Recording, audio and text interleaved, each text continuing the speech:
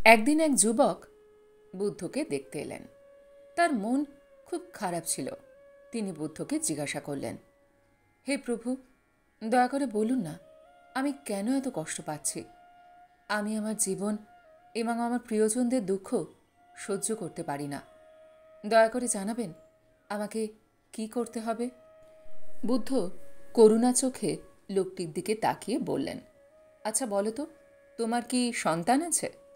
যুবক উত্তর দিল, হ্যাঁ প্রভু, আছে। বুদ্ধ জিজ্ঞাসা করলেন, তোমার ভাইয়েরও কি সন্তান আছে? যুবক উত্তর দিল, হ্যাঁ। বুদ্ধ আবার জিজ্ঞাসা করলেন, তোমার প্রতিবেশীদের কি সন্তান আছে? যুবক উত্তর দিল, হ্যাঁ, অনেক আছে। তারপর বুদ্ধ আবারও জিজ্ঞাসা করলেন, যাদের ব্যক্তিগতভাবে আপনি জানেন না তাদেরও কি সন্তান আছে? যুবক উত্তর দিল, হ্যাঁ, অনেকেরই আছে। বুদ্ধ তখন বললেন, আচ্ছা, তাহলে বলো, তোমার ছেলে মারা গেলে তুমি কতটা দুঃখ পাবে? যুবক উত্তর দিল, প্রভু, আমি অবিশ্বাস্যভাবে দুঃখ বোধ করব।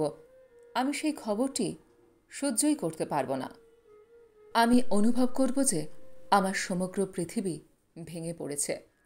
আমি এমন পরিস্থিতি কল্পনাও করতে পারি না। বুদ্ধ আবার বললেন, তোমার ভাইয়ের ছেলে মারা গেলে তুমি কতটা দুঃখ পাবে? যুবক তখন উত্তর দিল, প্রভু, আমি খুবই দুঃখ বোধ করব, কিন্তু আমার নিজের ছেলে মারা গেলে যতটা, ততটা ঠিক নয়। বুদ্ধ তখন বললেন, তোমার প্রতিবেশীর ছেলে মারা গেলে তুমি কতটা দুঃখ পাবে?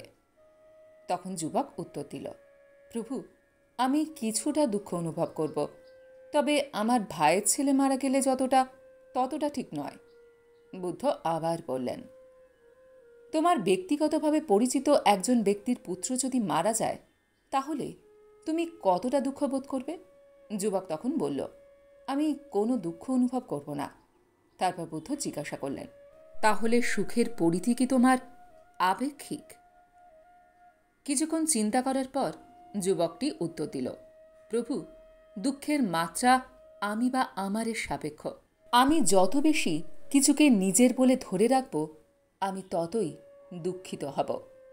বুদ্ধ বললেন, এর মানে আপনি যাদেরকে আপনার বলে মনে করেন তাদের কাছ থেকে আপনি দুঃখ পান। লোকটি তখন বলল, হ্যাঁ, ঠিক তাই। বুদ্ধ এবার বললেন, এখন আমাকে আরেকটা কথা বলো। তুমি যখন তোমার ছেলেকে সমুদ্র সৈকতে নিয়ে যাবে, সে কি বালির দুর্গ নিয়ে খেলা করবে? যুবক উত্তর দিল, হ্যাঁ, নিশ্চয়ই খেলবে।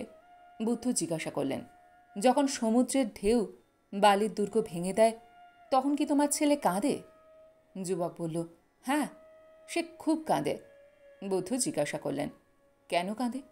যুবক বলল, প্রভু, শিশুটি কাঁদছে কারণ সে মনে করে দুর্গটি সুন্দর এবং স্থায়ী। বুদ্ধ তখন বললেন, এর মানে আপনার ছেলে এটার সাথে সংযুক্ত, কিন্তু তুমিও কি কাঁদো? যুবক উত্তর দিল, না প্রভু, আমি কাঁদি না।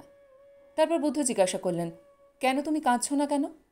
যুবক উত্তর দিল, কারণ আমি জানি বালির দুর্গ স্থায়ী নয় এবং এটি আমার নয়, তাই যখন ঢেউটা ভেঙে দেয় আমি কাঁদি না।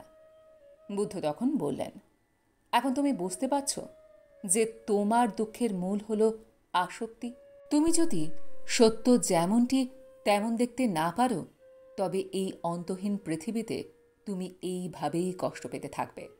তোমার এবং সেই বাচ্চাদের মধ্যে কোনো পার্থক্য নেই যারা বালির দুর্গ ঢেউয়ে ভেসে গেলে কেঁদে ফেলে। গৌতম বুদ্ধের কাছ থেকে এই কথাগুলো শোনার পর লোকটি বুঝতে পেরেছিল যে তার দুঃখের আসল কারণ কি। তার দুঃখের আসল কারণ হল আসক্তি। আমরা এর সাথে সংযুক্ত না হয়ে শুধুমাত্র আমাদের দায়িত্ব পালনের মাধ্যমে একটি সুখী জীবন যাপন করতে পারি। বুদ্ধ আমাদের এই গল্পে আসক্তি সম্বন্ধে একটি সুন্দর পাঠ শিখিয়েছেন।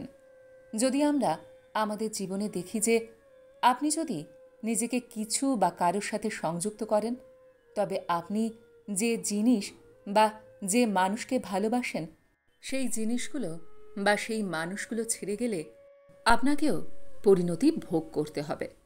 আমরা কষ্ট পাই, কারণ আমরা নিজেদেরকে বাহ্যিক জিনিস বা বাহ্যিক লোকেদের সাথে সংযুক্ত করি, যা বাস্তবে আমাদের নয় এবং তা আমাদের নিয়ন্ত্রণের বাইরে।